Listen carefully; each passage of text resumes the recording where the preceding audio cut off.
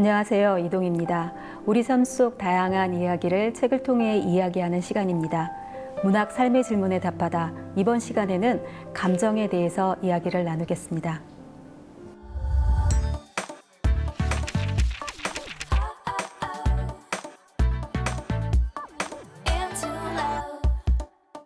오늘 기분이 어떠세요? 제가 이렇게 질문하면 뭐라고 대답하시겠어요? 그냥 그래? 혹은 기분이 그냥 좋아? 나빠? 이렇게 대답하십니까? 아니면 너무 피곤해? 뭐 이 정도? 여러분들이 저에게 오늘 기분이 어떠냐고 물어보신다면 조금 피곤하긴 하지만 그래도 뿌듯한 기분이 든다? 이 정도라고 표현할 수 있습니다. 제가 상담 프로그램을 진행하다 보면 유독 감정을 표현하는 데 어려움을 느끼는 집단이 있습니다. 그 집단은 노인 프로그램 집단입니다. 그분들은 대체적으로 제가 오늘 감정이 어떠세요? 라고 말을 하면 아유, 매일매일이 똑같은데 감정이 어딨어? 그냥 그래, 매일이. 이렇게 말씀을 하십니다. 우리는 대체적으로 오늘 감정, 나의 기분이 어떤지를 물어보면 좋아, 나빠 이 정도로 표현을 자주 하고 있습니다. 왜 이렇게 표현을 절제할까요? 저는 상담을 할 때마다 오늘 자신의 감정을 느끼고 표현할 수 있도록 오늘 기분이 어떤지 질문을 합니다. 그런 질문에 대답을 했던 한 노인분이 기억이 납니다. 그 어르신이 제가 오늘 기분 어떠세요? 라고 질문을 했을 때 오늘은 기운이 없어서 이야기를 나누기 힘들어 라고 말씀하셨습니다. 그래서 제가 어디 편찮으신 건 아니세요? 라고 여쭤봤고요. 그 노인분은 아픈 건 아니고 오늘 아침에 딸하고 나눈 이야기가 생각나서 그냥 기분이 그렇다고 말씀하셨습니다. 지금 사용하고 있는 핸드폰이 딸이 만들어준 핸드폰이고 지금 사용한 지가 3개월이 되었는데 내가 얼만큼 사용을 하고 있고 요금을 얼만큼 내고 있는지가 궁금했다고 해요. 그래서 출근하는 딸에게 내가 사용하는 핸드폰 요금이 어떻게 되니? 라고 물어봤다고 하더군요. 그랬더니 그 딸이 하는 말이 아버지 그냥 신경 쓰지 말고 그냥 쓰세요 라고 대답을 하고 출근하는 뒷모습을 씁쓸하게 쳐다봤다고 합니다. 그러면서 그분이 하시는 말씀이 그 아이가 그렇게 나에게 하는 말이 꼭 내가 돈을 벌고 있지 않아서 나를 무시하는 것 같다는 생각이 들었고요. 그냥 단지 딸아이가 얼만큼 내가 사용하고 있는지 핸드폰 요금을 얼마인지 이렇게만 말해주었으면 참 좋았겠다라는 생각을 했다고 합니다. 노인분의 이야기를 들으면서 이기주 작가의 산문 중에서 기운이 아니라 기분으로가 생각났습니다. 작가님 만나면 꼭 들려주고 싶은 얘기가 있어요. 제가 약국을 운영한 지 30년 가까이 됩니다. 매일 다양한 사람을 만나서 이야기를 나누고 약을 지어주는데요. 조제한 약을 건넬 때 제가 무슨 생각을 하는지 아세요? 글쎄요. 대부분 사람은 기운으로 사는 게 아니라 기분으로 살아가는 것 같다는 생각이 들어요. 우린 의기소침한 누군가에게 기운 좀 내라고 말하지만 정작 삶을 이끄는 것은 기운이 아니라 기분이 아닐까 싶어요. 성석재 작가는 소설집 미리도 괴리도 없이에서 인간은 사랑 없이는 존재할 수 없는 사랑의 산물이고 사랑을 연료로 작동하는 사랑의 기계다라고 했다. 이 표현을 빌리자면 이런 얘기도 가능하지 않을까 싶다. 인간은 기분이 나쁘면 기운을 낼 수 없는 기분이 산물이고 기분을 연료로 하는 기분의 기계이다.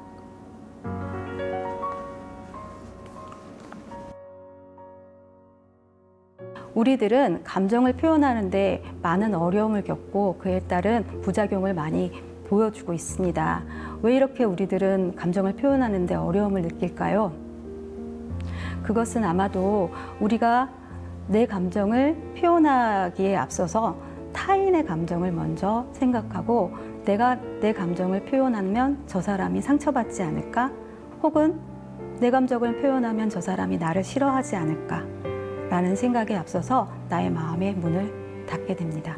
그래서인지 어느 순간부터는 내 감정을 인식하고 표현하는 그런 것들이 점점점 약해지고 어려움을 느끼게 되는 것이죠. 감정의 사전적 의미는 느끼어 일어나는 마음, 그리고 어떠한 대상이나 상태에 따라 일어나는 기쁨, 노여움, 슬픔, 두려움, 쾌감, 불쾌감을 통해 마음에 나타나는 현상이라고도 합니다. 이와 유사한 개념으로는 정서, 기분, 마음이 있습니다.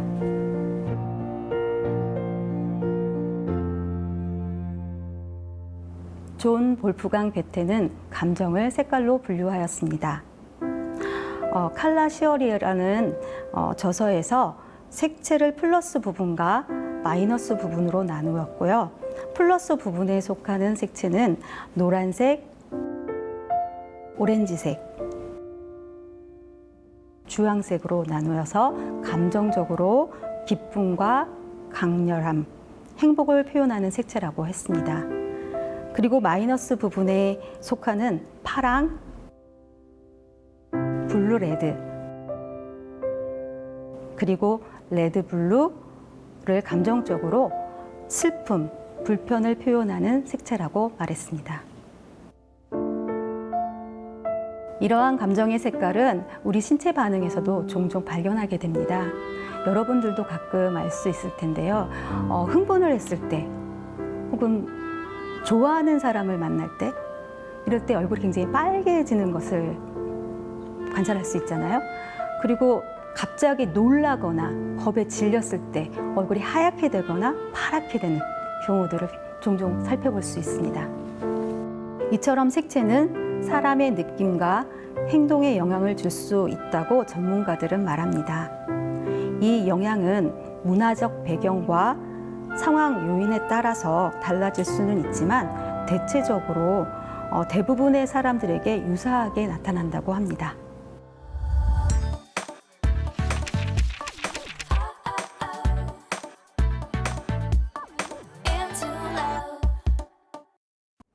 감정 표현의 어려움을 이야기하고 있는 소설이 있습니다. 손원평의 아몬드라는 책입니다.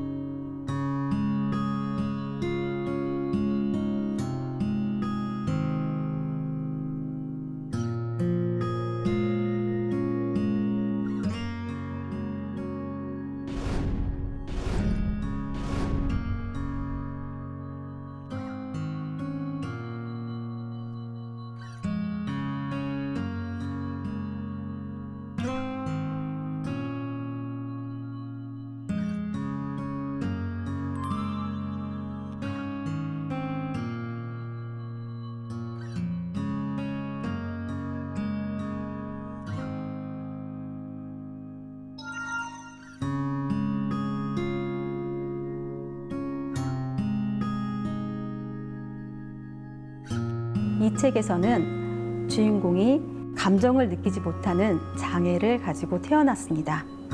그리고 이러한 주인공이 감정을 느끼지 못하게 될 때 겪게 되는 어려움을 객관적으로 표현하고 있습니다. 이야기의 한 부분을 읽어보겠습니다.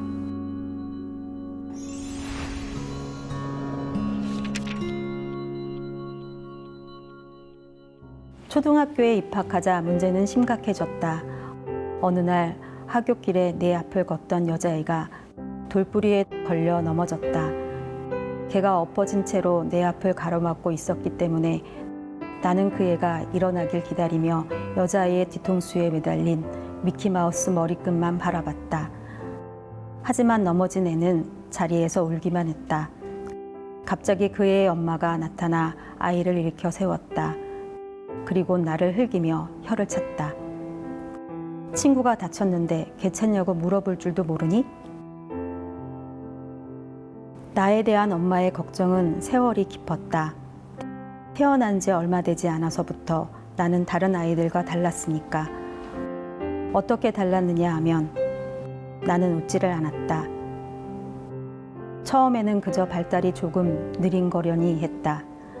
하지만 육아책에는 아이들이 생후 3일이면 웃기 시작한다고 쓰여 있었다. 엄마는 손을 꼽아 날짜를 세어 보았다. 100일이 가까워지고 있었다. 엄마는 내 손을 잡고 더 큰 병원을 찾았다. 바로 그날이 내 기억에 최초로 각인된 날이다. 물속에서 본 것처럼 아른아른하다가 때때로 선명해지는 장면.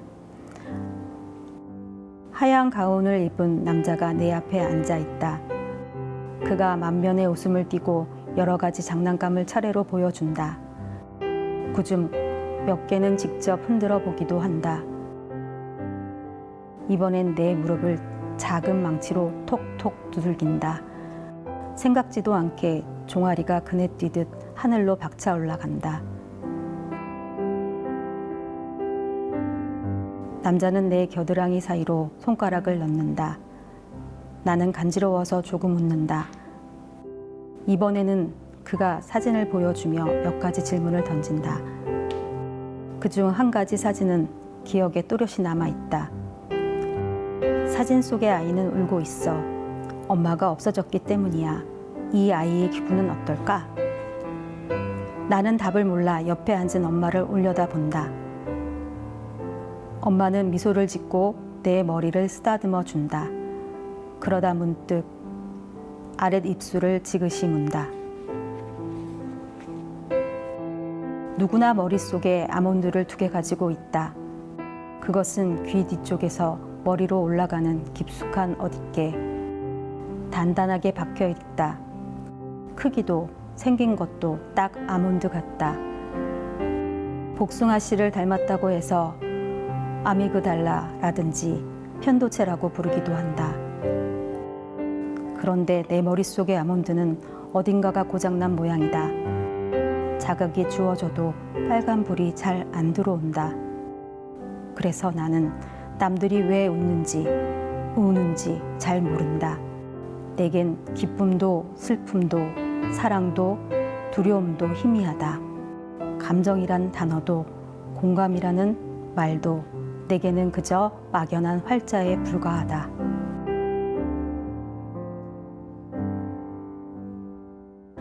아몬드의 한 부분을 읽었습니다. 이야기를 들으면서 어떤 생각을 하셨습니까? 관련 질문으로 생각을 정리해 보겠습니다. 당신이 아이처럼 감정을 느끼지 못한다면 어땠을까요? 아이가 감정을 느낄 수 있다면 어떤 감정을 가장 느끼고 싶어 할까요?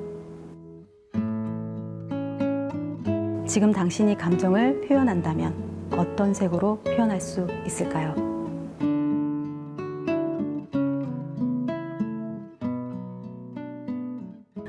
소설 아몬드는 감정을 느끼지 못할 때 겪게 되는 어려움에 대해서 잘 표현해주고 있습니다. 이때 주인공의 엄마는 주인공으로 하여금 상황을 잘 파악하고 그거에 걸맞는 행동을 할 수 있도록 가르칩니다. 그렇다면 우리는 우리의 감정을 어떻게 표현하면 될까요? 저는 그 방법으로 여러분들에게 이런 얘기를 해드리고 싶습니다. 아까 처음에 말씀드린 것처럼 어떤 집단에 가든지 저는 오늘 기분이 어떠세요? 라는 말로 질문을 시작을 하잖아요. 그 질문을 통해서 우선은 이야기하게 하고 두 번째로는 글을 쓰게 하고 세 번째로는 그림을 그리게 합니다. 요 세 가지 방법을 아까 핸드폰으로 딸과 이야기 나누시면서 좀 어려움을 이야기했던 노인분에게 감정 단어를 보여드렸습니다.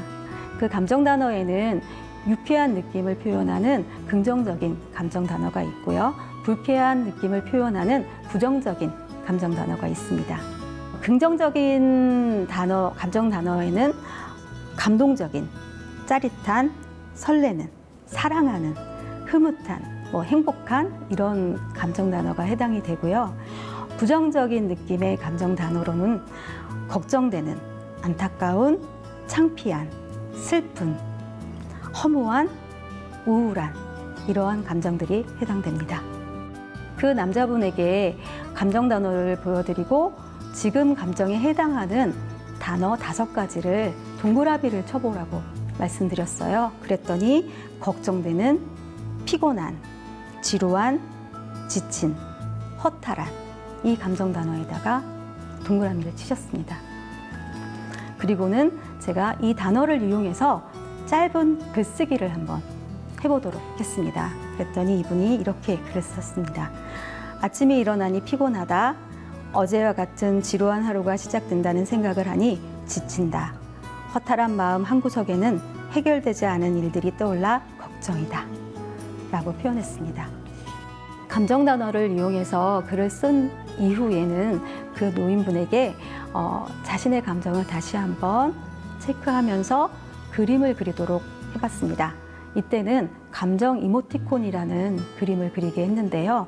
요즘 핸드폰 많이 사용하시고 있기 때문에 핸드폰에 주로 말보다는 표정 얼굴로 자신의 상태를 많이 보여주시잖아요. 그래서 슬픈지 기쁜지 화가 나는지 이런 여러 가지들을 제가 그림을 보여드리고 지금 본인의 상태가 어떤지 감정이 어떠한지를 그림으로 한번 표현하도록 했습니다.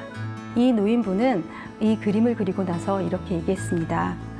이곳에 와서 굉장히 힘이 들었는데 이야기를 나누고 글을 쓰고 또 그림을 그리다 보니까 내 마음이 많이 편해졌어. 그래서 내가 이렇게 웃고 있네 라고 말씀하셨습니다.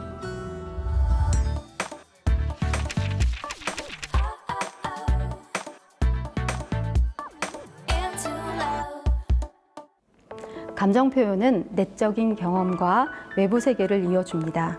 일상생활에서도 감정 표현은 사람들의 관계를 경험하고 그 관계에 대한 영향력을 전달하는 데 중요하다고 합니다. 따라서 자기 감정을 인식하고 조절할 수 있는 능력은 원만한 대인관계를 형성하게 할 뿐만 아니라 건강한 삶을 살아가는데 반드시 필요하다고 말씀드릴 수 있습니다. 여기서 기억할 것은 자신의 감정을 알아야만 타인의 감정을 읽고 공감할 수 있다는 것입니다. 자신의 감정을 느끼는 방법으로 우선 나의 감정이 어떠한지 나에게 물어보세요. 이때 나의 감정을 감정 단어를 이용해서 말씀해 보세요. 그리고 나의 마음을 자신이 찾은 감정 단어를 이용하여서 토닥여 보세요. 그때 이렇게 해보시는 것도 좋을 것 같아요.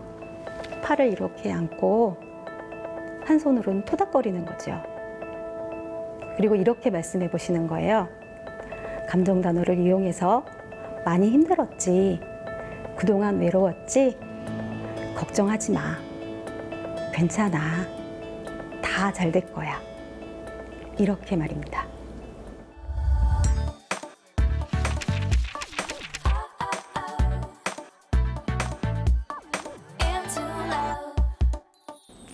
한 발달 심리학자는 인생을 4계절에 비유했습니다. 여러분은 어떤 계절에 살고 계십니까? 다음 시간에는 82년생 김지영으로 성인기, 결혼 이후 삶의 변화에 대해서 나누어 보도록 하겠습니다. 감사합니다.